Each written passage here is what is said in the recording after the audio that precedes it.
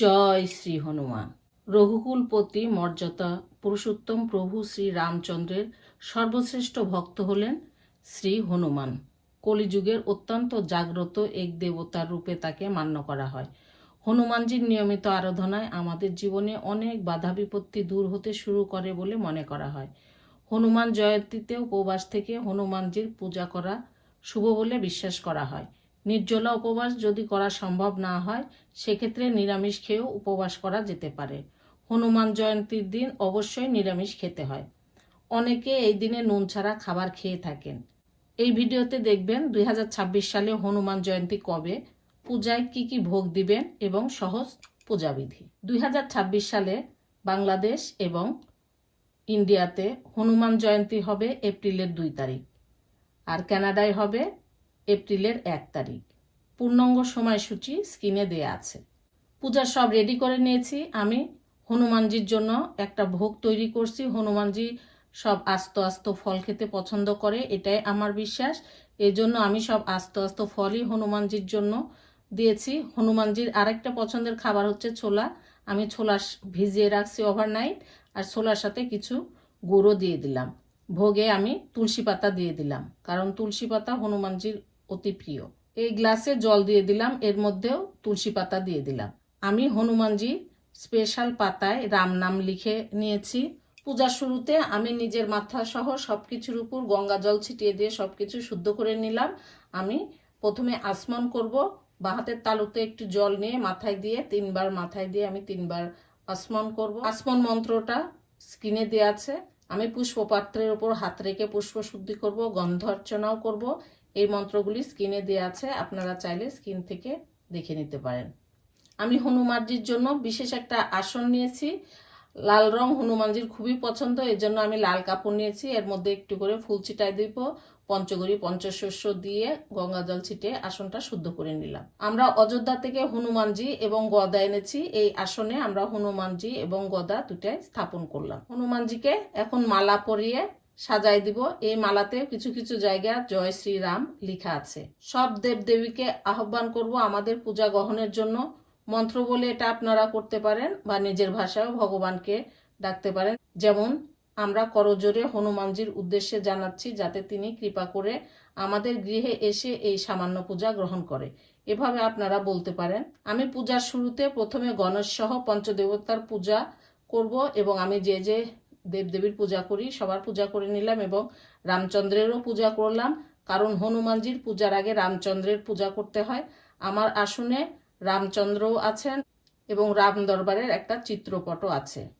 আমি হনুমানজির শ্রী বিগ্রহে পূজা করছি এবং অভিষেক করে নিব। আপনারা চিত্রপটেও এই অভিষেক করতে পারেন এবং চিত্রপটেও পূজা করতে পারেন। আমি প্রথমে জল দিয়ে স্নান করাবো এবং তারপরে পঞ্চামৃত দিয়ে স্নান করাবো। হনুমানজির মূল মন্ত্র বা বীজ মন্ত্র ওং হং হনুমতেই নমঃ, এই মন্ত্র দিয়ে আমি সব পূজা করব। আমি এই পাত্রে জল নিয়ে একটু একটু করে জল এই পাত্রে দিব, কোষাতে করে নিয়ে একটু একটু করে দিব, আর বলবো ইদম স্নানীয় জলং ওং হং হনুমতেই নমঃ, 3 বার করে দিব। এরপরে পঞ্চামৃত কোষাকুষিতে নিয়ে 3 বার করে দিব, আর বলবো ইদম স্নানীয় পঞ্চামৃত ওং হং হনুমতেই নমঃ। এই পেপারটা হলে একটু জল নিলাম, জল নিয়ে এর মধ্যে 2 ধরনের চন্দন আছে, একটু জল মিশিয়ে নিলাম। আমি এটা হনুমানজির চরণে স্পর্শ করলাম এবং পরিষ্কার করে নিলাম। রুদ্রাক্ষের পাতায় রাম নাম লিখা পত্রগুলি হনুমানজির কে নিবেদন করলাম। পঞ্চ উপচারে হনুমানজির পূজা করব। প্রথমে আমি সাদা চন্দন নিবেদন করব এই মন্ত্র বললে, এতে গন্ধ ওং হং হনুমতেই নমঃ। চন্দনটা হনুমানজির কপালে দিয়ে দিব। এরপর একইভাবে একই মন্ত্রে আমি লাল চন্দন নিবেদন করব এবং সিঁদুরও নিবেদন করব। হনুমানজির লাল জিনিস পছন্দ, আমি এখন লাল ফুলে চন্দন দিয়ে মিশাইয়ে হনুমানজির পায়ে নিবেদন করে বলবো এতে গন্ধপুষ্প ওং হং হনুমন্তেই নমঃ। চন্দন মিশানো তুলসী পাতা দিয়ে বলবো এতে তুলসী ওং হং হনুমতেই নমঃ। এই তুলসী পাতাটা হনুমানজির বুকে দিয়ে দিব। তুলসী পাতা কখনো হনুমানজির চরণে দিতে হয় না।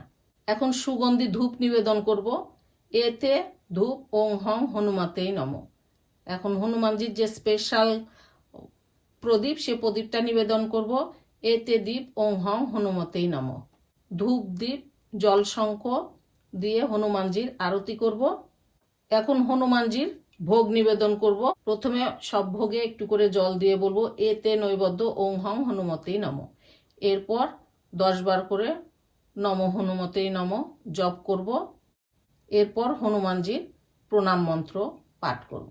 এভাবে পঞ্চ উপচারে হনুমানজির পূজা করে নিলাম। আর রাম দরবারে সবার পূজা, রামলালা সহ মাতা সীতা, ভরত লক্ষ্মণ শত্রুঘ্ন সবারই পূজা আমি আগে করে নিয়েছি। হনুমানজির পূজার পর হনুমানজির মাতা অঞ্জনা, পিতা কেশরী এবং অন্য অন্য সব দেবদেবীরও পূজা করব। পূজা করাটা সিম্পল, আমি একটু করে ফুল দিয়ে বলবো। যেমন হনুমানজির মাতার জন্য বলবো এতে গন্ধপুষ্প নম অঞ্জনায় নম, এই বলে ফুলটি আমি একটা পাত্রে রেখে দিব।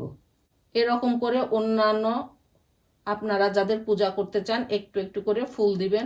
এভাবে আমি সহজে হনুমান জয়ন্তী পালন করলাম। এখন ক্ষমা শোধন মন্ত্র পড়ব। মন্ত্রহীনম ক্রিয়াহীনম ভক্তিহীনম কপীশ্বর যৎ পূজিতং ময়াদেব পরিপূর্ণ তদস্তমে। এরপরে হনুমান চল্লিশা পাঠ করব এবং সুন্দরকান্ড পাঠ করব। জয় হনুমান। মহাবলী হনুমান সবার মঙ্গল করুন।